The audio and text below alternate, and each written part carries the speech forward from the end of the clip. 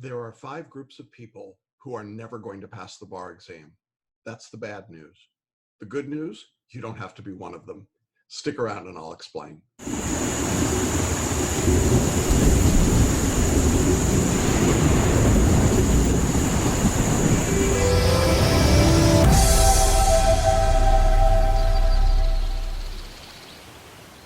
Fairly provocative title to talk with you about today. It's called the 5 groups of people who are never going to pass the bar exam and how you can avoid being in those groups. Now, this is the group of people who go to take the bar exam and they're just never going to pass. And over and over and over again, they're going to try and try and try, and they're going to continue to fail. And I hate that for anybody.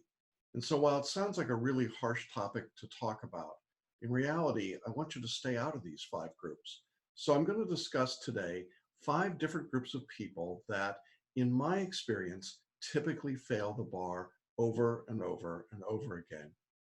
But more importantly, I'm also going to tell you how you can get out of those groups if you happen to be in one of them. So if I describe a group today and you're part of that group and you don't want to be there, I don't want you to get flustered. I don't want you to go, oh man, he's just so negative. And I don't want to hear any of that. I got it. I just want you to think about what I'm telling you and whether or not it's necessary for you to do something differently to get yourself out of that group. Fair enough? All right. Well, let's jump in and talk about these 5 groups and how you can stay out of them. Now, here's group number 1 of people who will never pass the bar exam. This is not going to make me very popular or make me any friends. This first group are people who do not write, speak, or read English with proficiency. They're simply not going to pass. Now, I recognize that there are many of you who are foreign trained attorneys who are taking the bar exam, and you're learning English, you're trying your hardest to get really proficient and good at English. But here's the reality. If you can't write and read and understand and speak English, you are never going to pass the American bar exam. The places where you can take it are, as you know, fairly limited right now. You can take the UBE in New York, you can take California, Texas, Georgia, Florida exam if you're from Puerto Rico. And in all of those jurisdictions and others, when I've worked with people who literally cannot speak English with proficiency, who struggle horribly with their English reading and writing and grammar, it doesn't matter how hard they're working. It doesn't matter how many hours that they're putting in. It doesn't really matter how intelligent they are. They will never pass the US bar exam. And frankly, if you've got any doubt about that, all you really need to do is to watch the politics in this country right now, and you can see the extraordinary amount of xenophobia that we've got. I think that's symptomatic. There's no mercy given by the bar examiners in any jurisdiction for poor grammar, for language problems, for an inability to understand cultural norms. Is that right? Should it be that way? Well, that's not really for me to say. I'd like to see us be a lot more tolerant in the bar, but the reality is that the examiners are not tolerant, and they certainly are not looking to help applicants of any kind. And so, for example, if you're writing your bar essays and you can't keep the subject and verb tenses together, if you're using past tense and future tense in the same sentence, for example, or if you can't keep singular and plural nouns distinct and separate, if your grammar indicates that you clearly don't know the way to use phrasing and participles, if you've got difficulty with language, just picking the right words, knowing what they are, then those things will destroy your ability to take the bar exam and to be successful. And I don't care how hard you work, you simply won't get through the test with a successful result. And sometimes I think there are people that think to themselves, well, they should let me take the bar exam in my native language. And I can appreciate that. That would be a great thing, except you can't. And so as a result, you have to work in English regardless of how good you are in it. So if you cannot speak, read, or write English, basically, forget it. Don't take the bar exam until you get more proficient. So what should you do to get out of that group of non-English speakers? Well, there are a couple of very practical things you can do. One is to enroll in a college-level English course. Now, in my experience, it's not enough to just read some books or listen to people or try to pick it up casually. It's not going to work for the level that you need here. you need to go and take, I think, at least a college level English reading and writing course. And an English for speakers of other languages course typically isn't sophisticated enough for the kind of work that you have to do on the bar exam. So I would avoid that. Although if you really need that as a basic primer, go ahead. I think you've got to take the time. And what that means is it might be a semester, it might be a year that you have to delay your bar, but you need to do that rather than going through the trauma of taking the exam. The second thing think you've got to do is you need to put yourself into what I describe as the English only bubble. What I mean by this is you need to speak English, you need to read English, you need to write English, you need to think in English. In fact, you probably need to dream in English. And if you're in a position, as many people are, where you live currently in an ethnic community in the United States and you don't have to speak English, even if you're in that community in the US, or if you live abroad and you're coming to the US to take the bar and you're not speaking English every day, you're in deep trouble until you get yourself into the English only bubble and start learning how to work, think, read, write, comprehend, and analyze in English. Now, there are some great books available on reading and speaking and writing English for lawyers. One of my favorites, and I think the best, is called Culture to Culture by Professor Jill Ramsfield. Jill is a friend of mine and my mentor, and she's done a terrific book for foreign attorneys. There's also the book, The Elements of Style by Strunk and White. It's a great classic primer on English writing, and those are two good books. So you need to look at those things. But look, if you're not able to speak English comfortably, if you can't read English or if you can't write English, then do the right thing. Sit out of the bar exam for a while and wait and become more proficient in those skills. Because frankly, in my experience, and right now, given everything that's going on in the bar and in the country generally, it's been my experience that you simply don't have much of a chance to pass the exam. Well, that's kind of a bleak number one item, but the truth is, with time and practice, you can get out of that group, even if you have never spoken English before. And we've got lots of people that have done that. And if you're in that group to start with, get out of it. Go ahead and get proficient. Well, the second group that we want to talk about is an opposite extreme. I mean, the foreign attorneys I've met tend to be very hard workers and very diligent. But there's another group of people who are just wildly arrogant about their skills. And I suspect most of them aren't watching this because they're so smart and they're so confident that they don't feel that they would need it. But if you happen to be watching, and you're basically the person who thinks that you can pass the bar, if you just cram for a week or two before the test and you do just a little bit of studying, you'll be okay. Now, typically this person is a very successful older attorney who remembers or kind of misremembers what the process was like. And they tend to say something like, you know, back when I took the bar, all I had to do was, check into a hotel and, spend a few nights before the test, read some books, brief some cases, drink a fifth of Jim Beam, and I showed up and I took the exam and I passed. Well, that's true. 40 years ago, I think you probably could have done that in a lot of jurisdictions. But today, it's not possible. And if that's the group that you're in, you're probably going to fail. And you'll fail most of the time, and you'll wonder what hit you because it's such a different world. And I see this all the time with attorneys who come back and go, oh my God, I can't believe the test has happened that way. And you simply can't cram for just a week or two, a night or two, or a weekend before the test. Now, along with that group of cramming for a couple of weeks of people, there are those that simply refuse to schedule their study time in a productive way. What I mean, these are the people who say, well, I'm going to study about 10 hours or 15 hours or 20 hours or whatever it is per week, but I refuse to put that into a schedule. I'm not going to be bound by any schedule. I'm not going to write it down. I'm not going to commit myself to it. I'm going to be a free spirit. I won't be accountable. I'll just study when I can. Okay, look, folks, nobody wants to study for the bar exam. I mean, nobody that I know gets up in the morning typically and says, oh boy, I get to study for the bar today. I mean, you might, but you're a little weird if you do. The reality is, if you think that you're going to be able to just casually study, to just show up and do a little bit of work, and somehow magically the moment will hit you and you'll go, oh, I guess I'll study today for 5 hours. That isn't going to happen.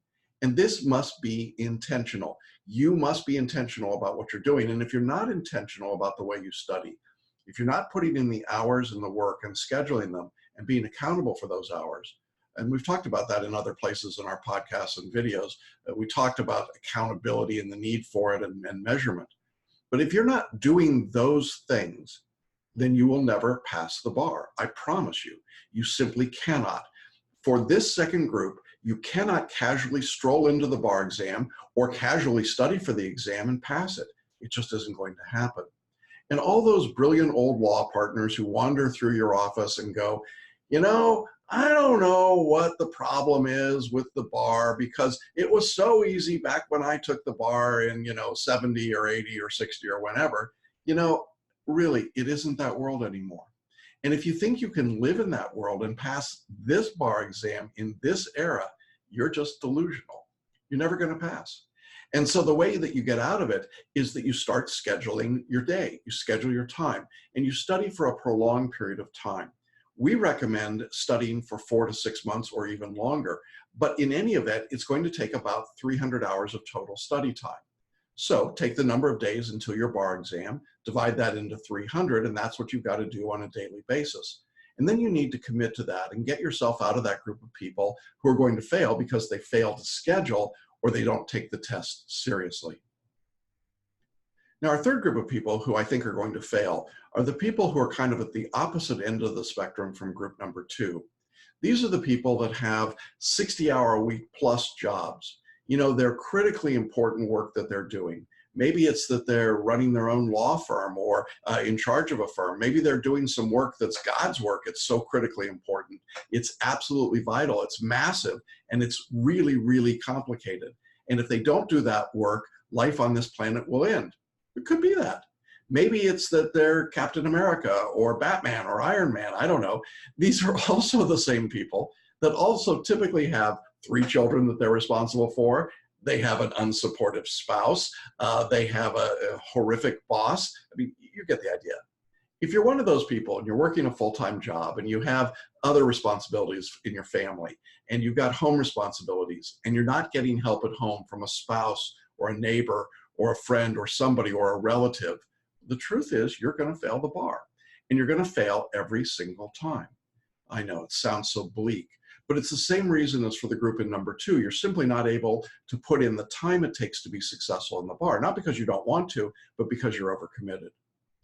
I have all the admiration in the world for moms, single moms in particular, who are working, supporting their families, raising their kids, and studying for the bar. It is admirable, and we've helped so many of those individuals pass the bar.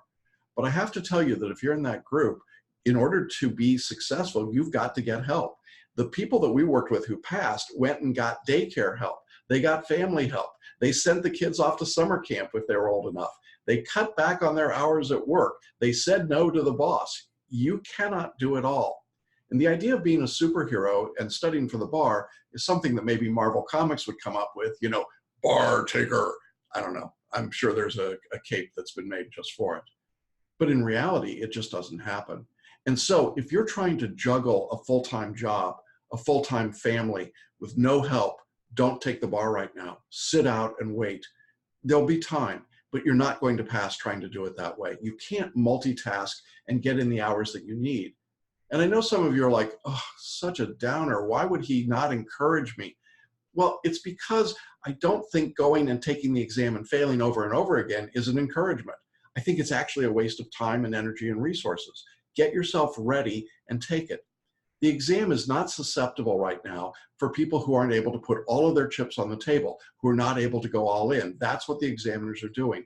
And so this concept that you can do a little bit of study and a little bit of family time and a little bit of work means that ultimately you're lousy at work, you're lousy at home, you're lousy in your studies. And that's the really hard, unvarnished truth. And if that's painful to hear, I'm sorry, I don't mean to be insulting, but it doesn't have to be that way. What you have to do is to make the choice about what's most important to you. And if it's your job or your family or your spouse or your community, whatever comes ahead of the bar, then that's fine. But for some season in your life, the bar exam will have to move way up on that list in order for you to be successful, in order to have the time to study. And so when people tell you, oh, well, you can do it all, just lean into it, raise the kids, do it all, be the superstar at work. When they're taking their hour-and-a-half nap each day at home, the kids, you'll be able to study. That's not going to happen. It's just not going to happen. And that's our third group. And it breaks my heart because I know you're trying so hard, but really it might not be the right season. Well, group number 4 is probably going to irritate most of you that are watching, because I can bet that many of you, if not most of you, have already bought into this. And I've certainly talked about it in other places. But one of the groups of people that I think will never pass the bar are the people who try to memorize as their primary study approach. Oh, that's a hard one, isn't it? If your entire strategy for studying for the bar exam is, I'm going to memorize all the law, it won't work. Here's why. Number one, you just can't do it. I have never in my 30 years met anyone who told me my great strength is that I can memorize everything. I've never heard it. Now, in fact, what I really hear most of the time is exactly the opposite. People will tell me I'm not very good at memorization, and yet those same people go on to say, so what am I going to do? Well, I think I'm going to work on learning how to memorize.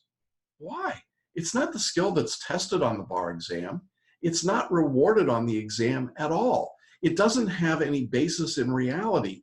Memorization is just part of a mythology that you've heard about how you pass, and it's got no real connection to what works or doesn't work on the bar or in real life. Now listen, I know some of you out there in the world, and some of you are listening and watching this, and you're going to be really angry and say to me, yeah, but that's what they taught me at, fill in the name of your big box bar review. And you're going to tell me why it's so critical that you memorize. And I would say to you, good, that's great. But by the way, have you noticed the overall pass rates for the national jurisdictions, the ones that are served by the big box? You know, currently more bar takers fail the exam each year than pass the exam. That's pretty stunning, isn't it? Most people take those big box courses, and most people try to memorize, and most people fail the bar exam, and they fail repeatedly. My point here is that memorization is not a fail-safe, successful method. And the real killer, beyond the fact that you can't possibly memorize everything, is that even if you could memorize, the examiners always have one more opportunity to test something that you failed to memorize or didn't know was coming. You know, a case in point is here in Florida, the examiners a couple of exams ago picked 3 essays on their essay day for subjects that they had never tested or only rarely tested in the previous 20 years. And so people who were trying to memorize in anticipation of those subjects, well, didn't do them much good. And so we saw an enormous failure rate. You couldn't do it. And we see that across the country, fewer people passing the bar nationally each year because you simply can't memorize your way to success in preparing for the bar exam. Now, having said that, what do you do if you were a memorizer? Well, I think you've got a couple of options. You're not locked into it for sure. One of those options is to basically learn the law instead of memorize it. You need to know the law, but knowing the law comes from understanding how to use it in context. And we talk about that in a lot of places, including the free webinar that we offer, How to Make the Next Bar Exam Your Last Bar Exam. There's lots of information in that webinar and on our website, and we'll link up to all of that as well. But the reality is that you actually can learn the law through reading, through lectures, through question practice, done over time in small bits, much like a staircase, adding more effectively. And it will be more effective than memorizing anything. Now, this actually educationally preferred method is called spaced or stepped repetition, and it's empirically more effective at all levels of education and testing, and it's the exclusive methodology that we use. And if you've been thinking about memorizing and memorizing and memorizing, if you're making flashcards and mnemonics and checklists, really what you're doing is wasting your time and your energy. And frankly, while I'm probably exaggerating a bit when I say you'll never pass if you memorize, the truth is that the odds against you are so deeply stacked against you, if that's your only strategy for studying for the bar exam, that I might as well say you'll never pass. It's just not going to work for the majority of people. And yet it remains a pervasive myth of how to study. So I just want to tell you that if your goal is to memorize and to keep doing that over and over again, we'll probably see you at the next exam because the odds are so badly stacked against you. And you've simply got to get out of that mindset. You've got to start learning instead of memorizing. And it can be done. A course like ours will do it for sure. Now, I don't care what you did in law school. Remember that the test here is not a law school test. The practice of law is never about memorization. And I think if you just stop to think about it for a minute, those of you that are in practice or work daily around lawyers, you know that they don't memorize anything. It's not part of the skill set that's required anymore. And so it's an artifact of an earlier time. And I think you want to be really careful about staying out of that group that is locked into memorization. So that's our fourth group of people who I think aren't going to pass, people that memorize. Ooh, that is going to make me unpopular. Well, how do you get out of it? Well, you stop memorizing and you start learning through spaced repetition.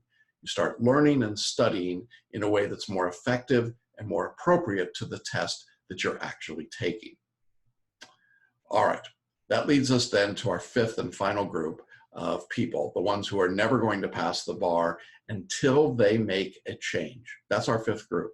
These are the people that keep repeating the same approach to their study over and over again, even after repeated failures. This is the classic definition of insanity, isn't it? They do the same thing over and over and over again, and then they expect a different result. Why is that? It's not going to happen.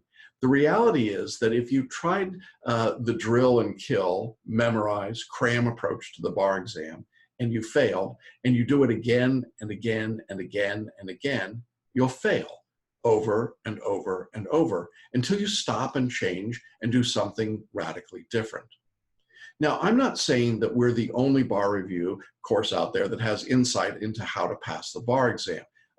But over 30 years, Celebration Bar Review's done pretty well and beaten the state rates across all the states for years and years and years and years. And it's by no means exclusive to us, but I'm simply saying that whatever people are doing when they're just following the herd and doing the same old thing and getting the same bad results over and over and over, well, folks, you got to stop. You got to break out of that cycle. You got to leave the herd and go do something different in order to get a different result. Now, is that a little scary? Yeah, I think it is. And I suppose for some people it is. But is it any scarier than just going in year after year, exam after exam, knowing that you're not going to get a passing result or that you're going to get the same failing result? Your score is going to stay about the same. And I see this all the time from people. When you study the same way, when you're trying to memorize, you're trying to analyze in the multi-state bar exam, you're issue spotting and using IRAC style writing in your essays, you're trying to use attack outlines and flashcards. If you've been doing all these things and it has not been successful for you, if that's the case, then you're going to continue to fail as long as you continue to do them. For some people, those things will work, but it's a minority and they've gone on. And the reality is that if you haven't passed, you need to change what you're doing. So I encourage you to make that change, to have the courage to change, whether it's to come to us, to go somewhere else, do something else, but don't keep repeating your errors over and over again. It's one of the reasons that we encourage our students to use new tools like photo reading and mind maps, paraliminal recordings, and audio meditation.